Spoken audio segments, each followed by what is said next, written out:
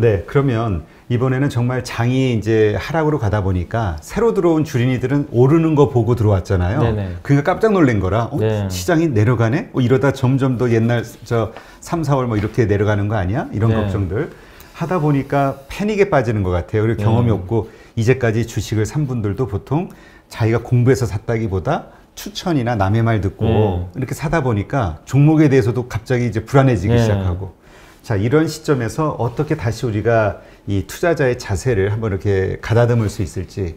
예, 일단 이제 많은 분들이 너무 불안해 하시는데, 일단 첫 번째가 소음을 멀리 하시면 좋겠어요. 주변에 소음이 너무 많아요. 뭐냐면 증권 방송을 봐도 그렇고 뭐 유튜브도 요새 뭐 많이들 얘기들 하시지만 자극적인 방송도 되게 많아요. 근데 거기서 나오는 뭐 신문 기사도 마찬가지입니다. 그냥 그 한국 주식시장이 폭락할 것 같은 기분밖에 안 들어요. 요새 기사를 보면요, 연기금 팔 게 너무 많다. 그 다음에 지난주인가요? 외국인이 3조 8천억, 그러니까 2조인가 3조 판 적이 있어요. 그날 이제 MSCI 지수 리밸런싱이라고, 외국인이 원래 그때 한국이 비중이 줄어들면 원래 팔게 돼 있어요. 그때 신문 기사를 보면요, 그냥 이거는 외국인이 다 주식 팔고 나가는 분위기예요. 그냥 한국은 망한 거예요, 사실은. 그 기사만 보면. 그런 게 너무 많고, 그리고 금리 때문에 이제 긴축한다. 이 기사도 너무 많으면, 그런 소음이 이제 자꾸 들리면요, 사람들이 비싸게 샀잖아요. 불안해요. 그렇지. 그래서 저는 그게 뭐 맞을지 안 맞을지 모르지만 소음에서 좀 벗어났으면 좋겠어요. 아까도 제가 여기 이제 파리노 머니톡에서 생방도 하고 지금 녹화 방송도 했지만, 기본은 그겁니다. 금리는 왜 올라가죠? 경기가 좋아지니까. 물가 오르는 건 일시적이고, 그리고 시중금리 오르지만 정책금리 안 올라요. 파월 의장 이번에도 분명히 안 올린다. 고용 회복될 때까지. 금리 인상이 웬 말이냐. 왜냐, 지금 경기 살려야 되는데. 우리나라의 문재인 대통령도, 그러니까 지금 민주당도 추경 예산안 발표를 이제 내일 아마 국회 제출할 것 같은데, 거기 보면 자영업자분들 대상으로 4차 위로금. 경기가 이렇게 지금 안 좋다는 걸 나타내는 거예요. 돈을 푼다는 얘기예요. 긴축할 이유가 없어요, 지금. 근데 신문 기사를 보면은 이제 자꾸 그것 때문에 긴축할 것 같아요. 공포감이 조장돼요. 그래서 여러분들이 너무 그런 거 신경 쓰지 마시고, 그 다음에 삼성전자도 막 이래요, 요새. 물리신 분들 엄청 많잖아요. 그러니 물리니까 더 불안한 네, 거예요. 기사 뭐라고 나오냐면요, 삼성전자 1분기 뭐 어닝 쇼크. 기사 보면은 다 팔아야 돼요, 그냥. 지금 당장이라도. 근데 중요한 건 1분기가 아니잖아요. 여러분 1분기 보고 삼성전자 투자하세요? 2, 3, 4분기를 봐야죠, 지금부터는. 그러면 2, 3, 4분기는 되게 좋아져요, 그림이. 그럼 그걸 보면 지금 오히려 사야 되는데, 그 소음만 보다 그 신경 쓰다 보면 오히려 살 자리에서 팔아버려요. 그래서 여러분들이 소음을 좀 멀리 하시면 좋겠고, 근데 그 소음을 멀리 하려면 기본적으로 공부를 해야 되겠죠. 맞아요. 그래서 정말 좋은 유튜브 채널도 너무 많고, 파리오 머니톡도 정말 좋은 애널리스트 분들 진짜 많이들 나오시잖아요. 그런 분들 의견 참고하셔서 산업 기업 공부를 하세요. 하시면 진짜 소음인지 아니면 신호인지 우리가 알 수가 있어요. 그거를 구분할 수 있기 때문에 공부를 좀 계속해서 하시면 좀 좋을 것 같고, 그리고 마지막으로 내가 이 기업 왜 샀는지 다시 한번 따져보세요. 삼성전자를 사서 물리신 분, 아니면 하이닉스, 현대차, 뭐 기아차, SK, 뭐 되게 종목들 많잖아요. 이 기업들을 처음에 샀던 이유가 분명히 다들 있어요. 아, 나는 옆에서 누가 사라 그래서 샀고, 그죠? 아, 나는 그냥 이거 안 사면 안 될 것 같아서 그냥 사신 분도 계시고, 아, 삼성전자 뭐 빅사이클이라며, 슈퍼사이클. 그래서 샀고, 이유가 다 천양지차인데, 그 이유가 뭐가 됐건 간에 여러분들이 다시 한번 점검을 하세요. 예. 예를 들면 친구가 사라 그래서 샀어요. 그럼 친구한테 그냥 예를 든 거에 물어보세요. 예, 내가 모르겠으면, 아, 그 사람이 추천해서 샀으면 그 사람이 키를 쥐고 있는 거예요. 예를 들면 그 사람도 다른 사람이 좋다 그래서 샀어. 그럴 땐 좀 더 공부해 보셔야 되겠지만, 여러분이 산 이유를 명확하게 보세요. 근데 대부분 제가 알기론 1월 달에 삼성전자 진짜 많이 샀거든요. 그 이유가 그 은행 예금 계좌나 부동산에서 빼서 사신 분들이에요. 이분들 단타하려고 사신 분이 아니란 말이에요. 삼성전자 배당 많이 준다고 하고, 아, 내가 그냥 은행에 넣을 바에는 여기에 그냥 적금 넣는다는 생각으로 하신 분이 되게 많아요. 적금을 그러면 놓고 한 달 만에 뺍니까? 안 빼잖아요. 2, 3년 정도 적금 넣으신 분들 되게 많잖아요. 그럼 2, 3년 투자를 하시라는 거예요, 저는. 삼성전자를 믿고. 그런 마인드로 투자를 하셨는데, 여기서 한 10% 빠졌다고 막 흔들리신단 말이에요. 근데 왜냐면 은행에 내 적금은 액면가가 유지가 되니까 손실은 아니니까 내가 그냥, 아, 그래, 그럴 수 있는데, 주식은 내가 눈으로 보이니까 흔들려요. 맞아요. 근데 그럴 때일수록 시세 보지 마시고, 그리고요, 여러분이 은행에 예금 넣어놓는 거 정기적금도요, 솔직히 손실입니다. 액면가는 손해는 아닌데 그 물가 상승률에 못 미쳐요. 이제는 점점 이자도 실제로는 까먹는 거예요. 그거 생각하면 주식에서 지금 약간 평가선 손실 본 건 저는 충분히 극복할 수 있다고 생각합니다. 정말 이상한 기업 산 거 아닌 이상. 그래서 여러분들이 기본으로 돌아가서 왜 샀는지 다시 한번 점검하시고, 그 이유가 틀린 게 아니라면 장기 투자하셨으면 왜 2, 3년 투자하셨는데 한 달 만에 버리려고 하세요. 그러지 마시고 흔들릴 필요 없다. 오히려 그리고 지금 너무나 많은 분들이 불안해 하시잖아요.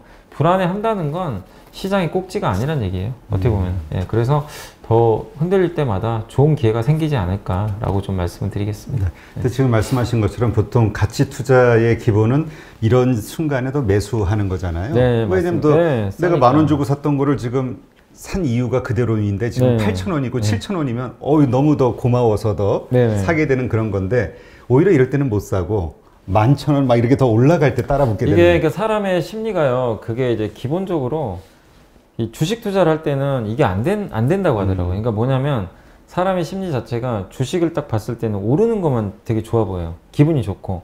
그러니까 그럴 때 사게 되고, 빠지는 날은 이제 기본적으로 공포 심리가 지배를 한다고 하더라고요. 그래서 팔게 되는데, 근데 이 생각을 하시면 좋겠어요.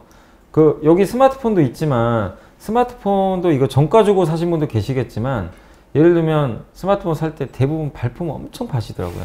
좌표 찍어달라. 야, 친구가 암흑의 네, 링크. 저기서 갤럭시 10만 원에 판대. 그럼 좌표 바로 찍어가지고 찾아갑니다. 발품 파세요. 근데 갤럭시 폰이건 뭐 가전제품이나 싸게 팔면 다 찾아가서 사세요. 주식은 싸게 주잖아요. 안 사요. 주식은 왜 비싸게 주면 사려고 하는지 그걸 좀 이겨내셨으면 저는 좋을 것 같아요. 그래서 모든 게 다 똑같아요. 이것도 자산이고 주식도 자산이라면 기왕이면 싸게 사면 좋잖아요. 그래서 그 공포 심리를 저는 벗어나시면 좀 좋을 것 같아요. 네. 네.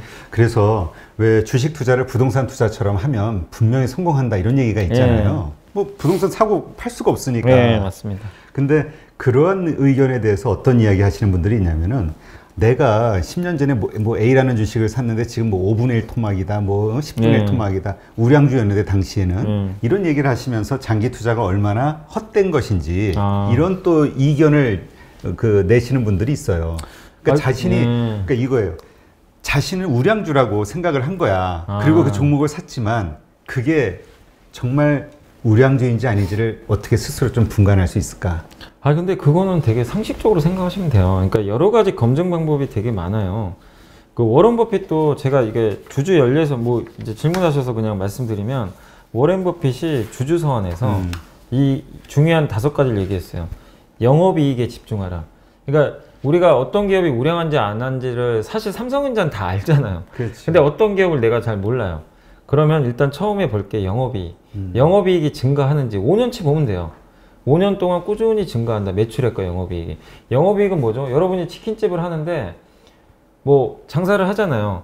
근데 치킨집에서 여러 가지 비용들이 나가죠. 뭐 이 내가 생닭 가격도 내야 되고 여러 가지 것들이 있는데, 근데 어쨌든 닭이 많이 팔리고 일정한 고정비가 나온 다음에 그걸 다 제하고 나면 내 영업이익이 생기죠.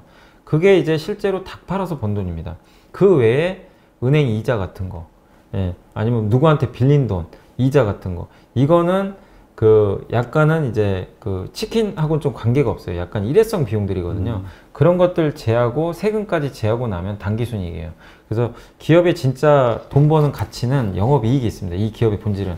그래서 영업이익이 진짜 지속적으로 증가하는지 그 기업을 보시면 되고, 그리고 앞으로 그게 계속 증가할지 예측하려면 이 회사가 뭐 하는지만 알면 되죠. 예를 들면 반도체는 앞으로 누가 봐도 좋잖아요. 2차전지 돈 잘 버는데 앞으로도 여러분들 좋게 생각하시죠. 자동차, 네이버, 카카오.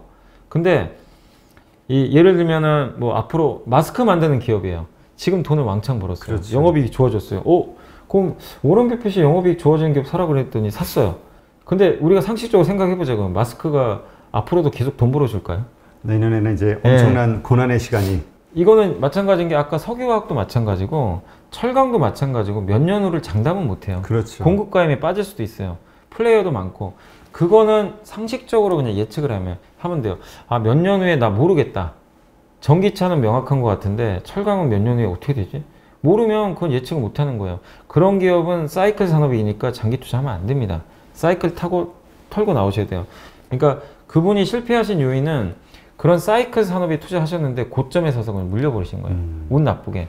그러니까 그분이 잘못했다기보다는 그런 걸 모르셨던 것 같아요. 그렇지. 그래서 영업이익이 증가하면서 이게 비즈니스 모델이 꾸준히 우상향하는 그런 기업을 찾아서 투자하시면 어렵지 않아요. 되게 합리적이잖아요, 사실. 어려운 게 아니고.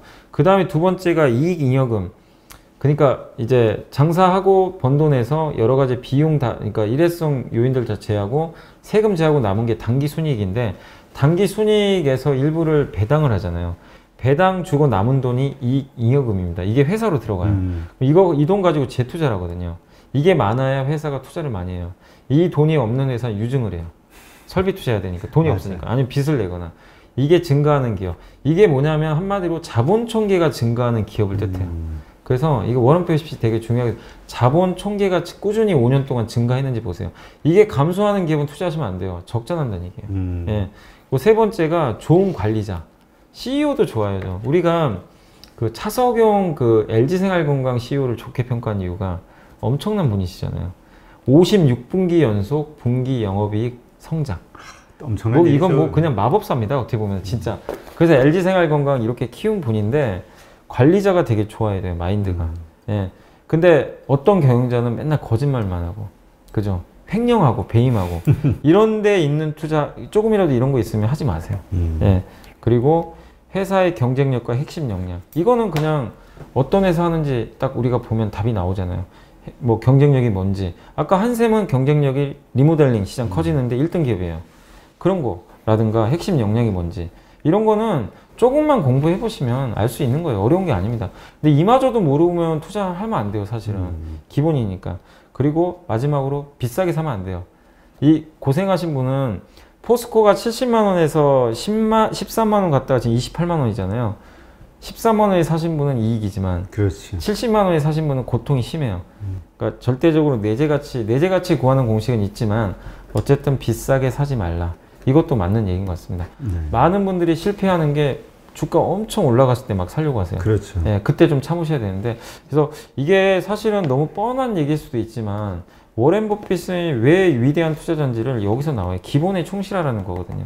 예. 사실 그 기본을 지킨다는 게 우리 다 경험해봤지만 예. 자기 마음이 안 되거든 그렇게. 너무 어렵긴 한데 예. 그러나 이거를 루틴하게 지키신 분이 결국엔 그렇죠. 주식 투자는 마라톤이거든요. 오늘 좋다고 성공하는 게 아니에요. 그래서 롱런 하시려면 진짜 기본에 더욱 충실하시면 좋을 것 같습니다. 네. 그러니까 지금 많은 분들이 펀드라든가 이런 주식에 들어가서 물리는 게 막 네. 좋다 한참 소문나고 많은 사람들이 그 다음에 네, 이제 들어가니까. 맞아.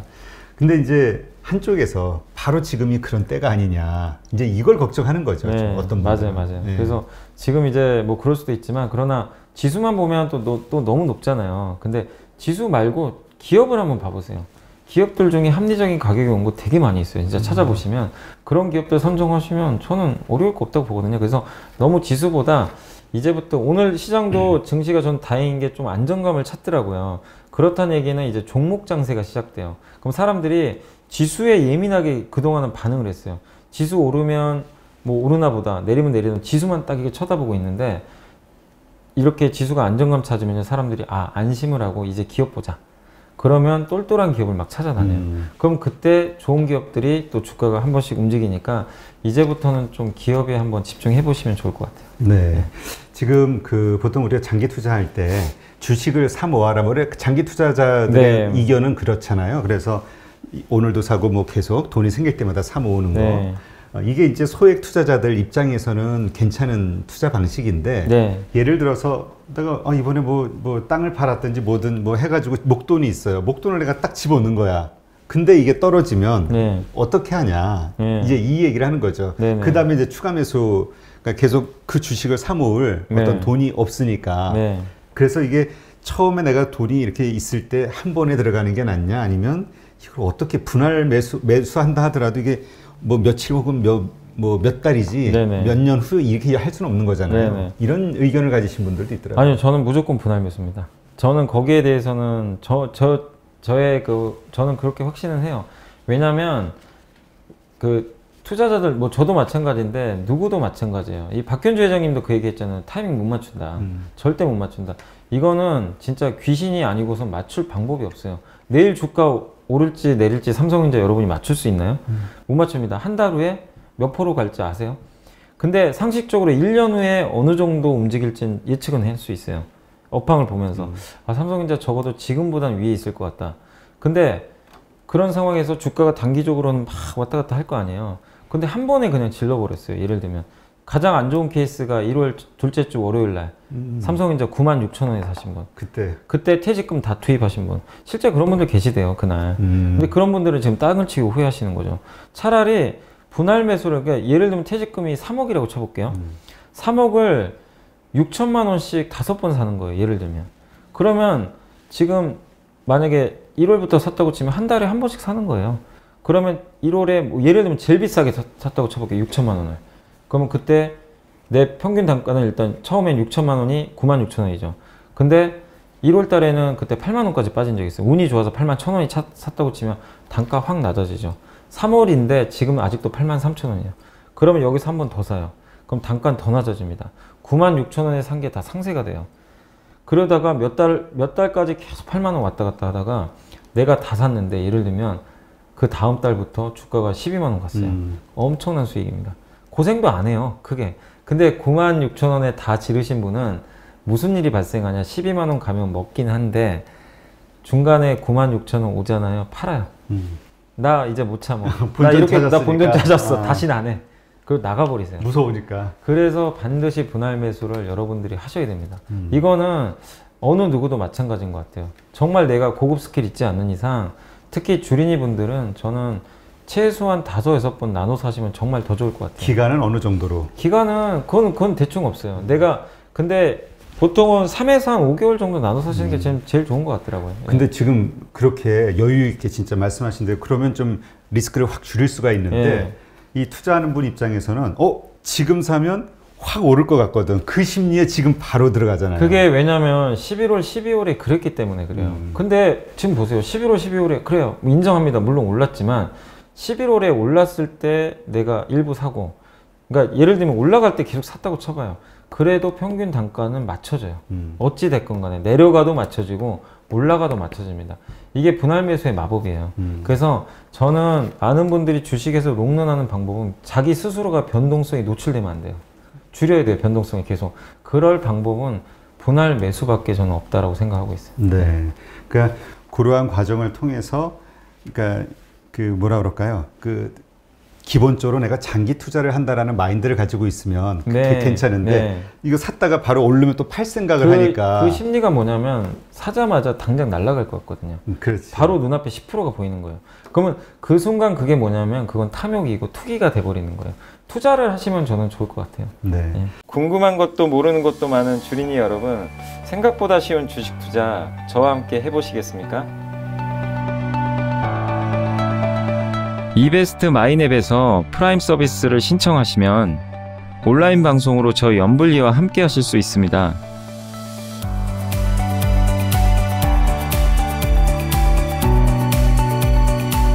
프라임 서비스를 신청하시려면 이베스트 마이앱 어플 설치 후 다이렉트 계좌 개설 메뉴에서 계좌 개설을 진행해 주세요. 다이렉트 지점 선택은 필수입니다.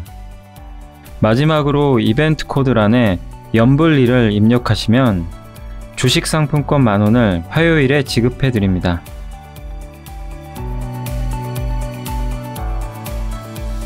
궁금하신 사항은 02-3779-8880으로 연락주세요. 제가 여러분의 성공 투자를 끝까지 응원해 드리겠습니다.